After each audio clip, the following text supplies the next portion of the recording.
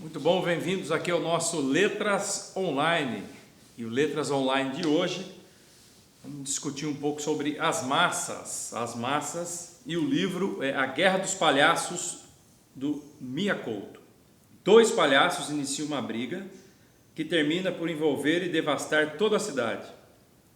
Os fenômenos de massa têm se mostrado o modo de cimento social nos dias de hoje, tanto na política quanto nas redes sociais, na moral, nos comportamentos. Vamos conversar sobre o aspecto destrutivo do comportamento de massa, nos referenciando no conto A Guerra dos Palhaços, que compõe o livro Histórias Abençoadas, do escritor moçambicano Mia Couto. Ricardo, as massas em A Guerra dos Palhaços? Eita. Massa é um negócio... A gente achou que os regimes políticos ali do primeiro quarto do século passado, né, os fascismos, os nazismos, estou colocando tudo no plural porque tinha diferenças, mas no fundo são ideias totalitárias, né, que juntavam massas em torno de uma ideia, de um líder, né? A gente achou que isso tinha ficado para trás com o fim da Segunda Guerra, mas parece que não ficou para trás. Parece que retorna uma espécie de comportamento e que as pessoas preferem se perder no meio de uma massa e abrir mão da sua individualidade, da sua responsabilidade pessoal para funcionar dentro de uma massa. As massas são mesmo agressivas, são muito destrutivas. E a primeira agressividade, a primeira destruição que elas cometem é em relação à própria pessoa, porque ela abre mão de um si mesmo separado do grupo, pensante por si só e autônomo. É a primeira coisa que ela faz. Então, quando você ouve as vozes, parece ser de milhões de pessoas, mas se você ouvir com atenção, é uma só que está falando. Uma mentalidade de colmeia, isso são massas, né? Delegar a um outro a liderança daquilo que você pensa, daquilo que você fala. Esse outro pode ser uma pessoa, mas pode ser um ideal também, né? Que também é o que acontece muito. Na prática, a gente vê isso acontecer pra caramba. Torcida de futebol funciona assim. Rede social, quando vai cancelar alguém, isso acontece pra caramba. Quando alguém vai falar em nome de um grupo, já viu gente falando em nome de um grupo? Sempre tem um grupo identitário. Se foi eleito por aquele para falar em nome, a gente não sabe, mas sempre fala em nome.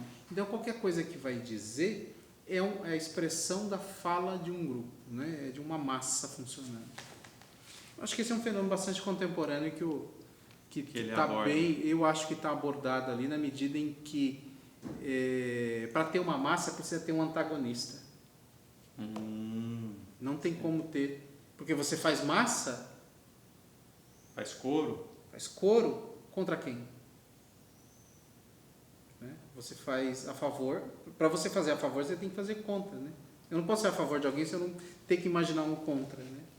Antigamente havia as histórias dos bodes expiatórios. Né? Diz a lenda que tribos do deserto que tinha uma certa época em que elas se reuniam para expiar, colocar para fora os pecados da tribo. Então o bode ia passando, cada um que estava sentado em círculo falava no ouvido do bode o seu pecado, o seu erro. Depois que todo mundo falava, eles soltavam o bode para morrer no deserto. Então pronto, foi embora o pecado. Acabou o pecado do grupo. Confessou na orelha do bode. Expiou a culpa, está todo mundo lindo, maravilhoso e faz parte de novo daquela massa. Né? Então todo o conjunto de afetos ruins que circulavam dentro da tribo ia embora com o bode. E o outro aspecto importante de você ter uma tribo na qual você projeta fora todos os seus rancores, os seus afetos ruins, é que você tem que projetar num opositor. Né?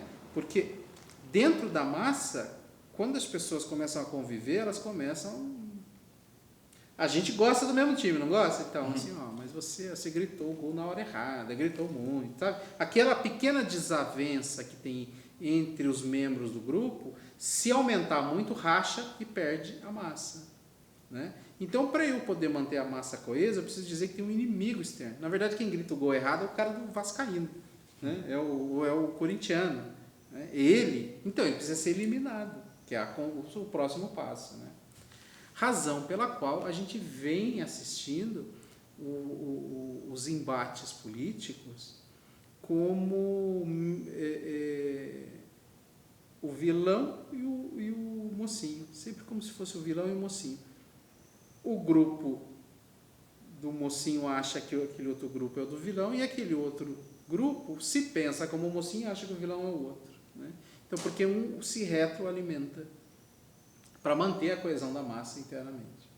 O mesmo você vai ver em rede social, quando as pessoas estão xingando umas às outras. Porque para ouvir, porque eu já não consigo mais ouvir uma pessoa falando como se fosse o pensamento dela. É a expressão do grupo a qual ela pertence. Ah, você falou isso porque você é branco. Ah, você falou isso porque você é o opressor. Eu não consigo mais escutar o outro. Então, eu crio categorias de massa e sobre essas categorias eu projeto toda a minha violência, todos os meus afetos negativos. E os dois aqui, os palhaços, eles iniciam uma briga que termina por envolver e devastar toda a cidade. Esse conto nós vamos ler porque ele é curtinho, ele é maravilhoso. Mas o enredo é esse. Dois palhaços começam a brigar. Palhaços de semáforo, sabe? Estão lá fazendo. Um empurra o outro, começa a discutir. O cara está do outro lado, os palhaços brigando, acha engraçado, o outro dá risada, aí a discussão vai aumentando, até que eles ameaçam a vias de fato, e nisso vai juntando gente. Eu aposto R$20 naquele. A outra aposta 10 no outro. E aí os palhaços começam a brigar. Aí vai aumentando as apostas. Aí o outro fala, não, mas eu acho que o outro tem razão. O quê? É o outro que tem razão. Aí a briga começa no público. Começou 2 no público. E aí essa briga do público vai se alastrando. Pega a cidade inteira. Acaba a cidade inteira nessa guerra toda. E como é que termina a história? Os 2 palhaços eles estão indo para outra cidade. Vão continuar isso lá. Eles vão continuar esse estrago em outro lugar. Então, é uma história que parece conversar com os dias de hoje. Né? A gente, para sustentar as nossas oposições, a gente é capaz de destruir o lugar onde a gente mora, onde a gente vive. A gente, para garantir que nós estamos no campo certo da história, a gente ataca o outro dizendo que o outro está no campo errado da história. Então a gente começa a funcionar com conceitos muito pouco complexos, na verdade, com conceitos muito preto no branco. Eu e o meu grupo estão do lado certo, você e o seu grupo estão do lado errado, e o outro grupo pensa a mesma coisa. No que vai dar?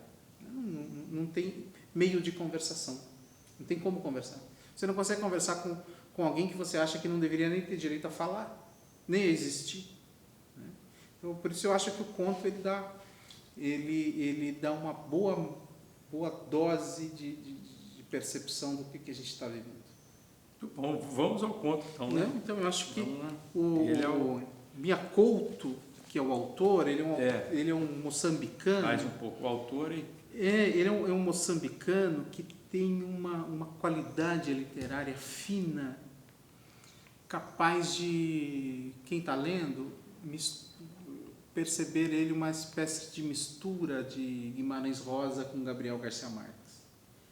Todas as histórias dele estão no âmbito de um fantástico, de uma linguagem fantástica.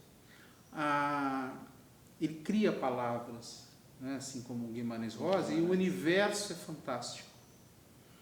Por exemplo, histórias abençonhadas, né, uma jogada de palavra que faz com que os contos dele são ao mesmo tempo prosa e poesia. Então ele é um autor que eu convido ao leitor, aquele que gosta das letras, a ler. Ele tem um lirismo que ao mesmo tempo é pé no chão, porque ele vem de um Moçambique da guerra de independência. O lirismo, o fantástico, o extraordinário na literatura dele são efeitos da guerra que Moçambique viveu para ficar independente. Os diversos polos de briga lá dentro, havia dentro de Moçambique aqueles que não queriam separar de Portugal, havia aqueles que queriam se separar de Portugal. Então, essas oposições, que a gente até entende em tempos muito agudos, né? Só fica estranho na época em que a gente vive, em que é curioso isso, se for pensar, né? Quando você tem um país que, no caso Moçambique era colono de Portugal, você entende, olha, queremos ser independentes, não queremos pagar imposto, não queremos obedecer um país que está lá do outro lado, a gente entende.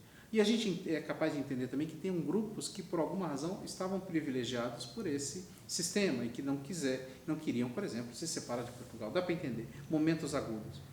O que é muito mais difícil de entender é como é que a gente vive numa suposta democracia. Aliás, a gente tem todos os aparatos para tal, né? Você tem judiciário, executivo, legislativos, independentes.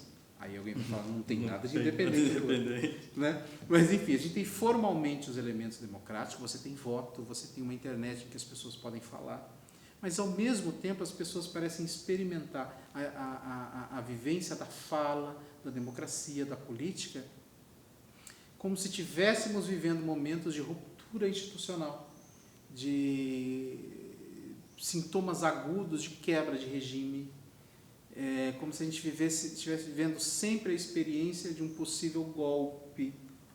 Então, a gente não sei o quanto e o porquê esse espírito de combate pegou a alma das pessoas. E se o contexto em que esse conto que vai ser lido é explicado por uma guerra real, fica difícil de explicar por que esse mesmo conto explica a nossa situação quando a gente não está em contexto de guerra. Mas vamos ao conto. A Guerra dos Palhaços. Uma vez, 2 palhaços se puseram a discutir. As pessoas paravam, divertidas, a vê-los. É o quê? Perguntavam. Ora, são apenas 2 palhaços discutindo. Quem os podia levar a sério? Ridículos, os 2 cômicos ripostavam. Os argumentos eram simples disparates. O tema era uma ninharice e passou-se o dia inteiro. Na manhã seguinte, os 2 permaneciam excessivos e excedendo-se. Parecia que entre eles se azedava a mandioca. Na via pública, no entanto, os presentes se alegravam com a mascarada. Os bobos foram agravando os insultos em afiadas e afinadas maldades. Acreditando tratar-se de um espetáculo, os transeuntes deixavam as moedinhas no passeio. No terceiro dia, porém, os palhaços chegavam a vias de fato. As chapadas se desajeitavam, os pontapés zumbiam mais no ar que nos corpos, e a miudagem se divertia, imitando os golpes dos saltimbancos, e riam-se dos disparatados. Os corpos em si se tropeçando, e os meninos queriam retribuir a gostosa bondade dos palhaços. Pai, me dê as moedinhas para eu deitar no passeio. No 4º dia, os golpes e murros se agravaram. Por baixo das pinturas, o rosto dos bobos começava a sangrar. Alguns meninos se assustaram. Aquilo era verdadeiro sangue? Não é a sério, não se aflijam, sossegaram os pais. Em falha de trajetória, houve quem apanhasse um tabefe sem direção. Mas era coisa ligeira, só servindo para aumentar os risos. Mais e mais gente ia se juntando. O que se passa? Nada. Um ligeiro desajuste de contas. Nem vale a pena separá-los. Eles se cansarão, não passa o caso de uma palhaçada. No 5º dia, contudo, um dos palhaços se muniu de um pau e, avançando sobre o adversário, lhe desfechou um golpe que lhe arrancou a cabeleira postiça. O outro, furioso, se apetrechou de simétrica matraca e respondeu na mesma desmedida. Os varapaus assoviaram no ar, em tonturas e volteios. Um dos espectadores inadvertidamente foi atingido. O homem caiu, esparramado, morto. Levantou-se certa confusão. Os ânimos se dividiram. Aos poucos, os dois campos de batalha se foram criando. Vários grupos cruzavam pancadarias, mas uns tantos ficaram caídos. Entrava-se na segunda semana e os bairros em redor ouviram dizer que uma tonta zaragata se instalara em redor dos dois palhaços.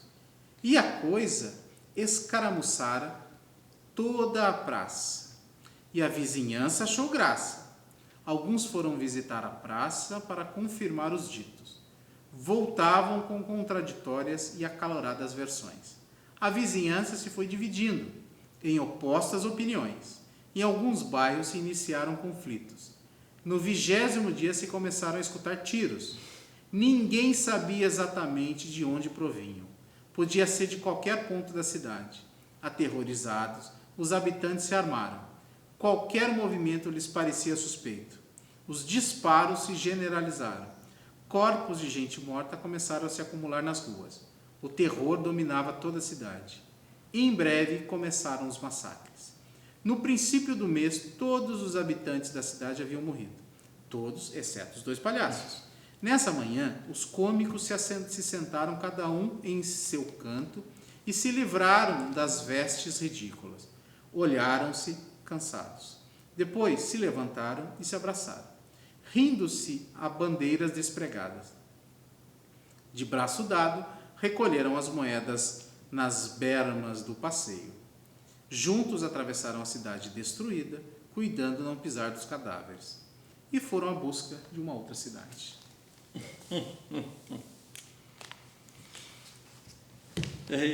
Pois é, vai como uma avalanche, né? E vai pegando todo mundo. Se você pensar na eleição de 2000 e a próxima eleição para presidente, será que não se avizinha uma guerra dos palhaços? Uma batalha.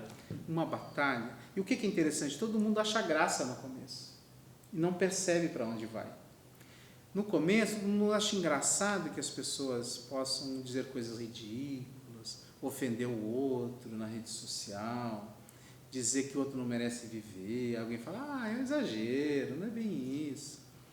Mas quando, de fato, as liberdades começam a ser tolhidas, cerceadas, quando as pessoas já deixam de poder exercer os seus ofícios porque um determinado edital, uma determinada regra proíbe que determinadas pessoas façam em razão das suas crenças, das suas opiniões, em razão de quem ele é ou quem foram os seus antepassados, isso começa a ficar sério. E aí esse é o prenúncio de que uma guerra muito grande vai acontecer e vai devastar tudo. E começou com uma simples discussão de dois palhaços. Não, faz um apanhado, uma proximidade, né, muito grande com tudo que vem acontecendo de fato, né? A metáfora de... E a importância de se abrir o olho, né, sobre essa questão porque tem massa em todo lugar, né? Todo lugar ela se forma, né? Às vezes dentro do seu espaço de trabalho você vê a formação de uma pequena massa, né? Por conta dessa grande coisa a grande massa que está aí colocada, essas polarizações, elas vão se multiplicando em outros campos também. A massa, você começa a perceber uma massa funcionando quando alguém vem para você e fala assim, vou falar só para você baixinho. Né? Ele vai te contar uma coisa, mas ele fala baixinho, fica olhando se não tem nenhum celular gravando, não tem câmera e tal, porque ele quer falar um negócio para você. Às vezes ele não pode ser visto com você, porque ele pertence àquele grupo e aquele grupo pensa como uma massa. Se tiver um pensamento diferente, divergente, o cara silencia, guarda para ele. Se ele vai falar com você, ele fala a boca pequena, como se dizia, a boca miúda. Né? Né? Vai na miúda, como se dizia, né? Vai no pé do ouvido. Não fui eu que te falei. Não sei de nada. Não sei de nada, não estou sabendo de nada. Né? Aí você vê a indignação dele te contando certa coisa.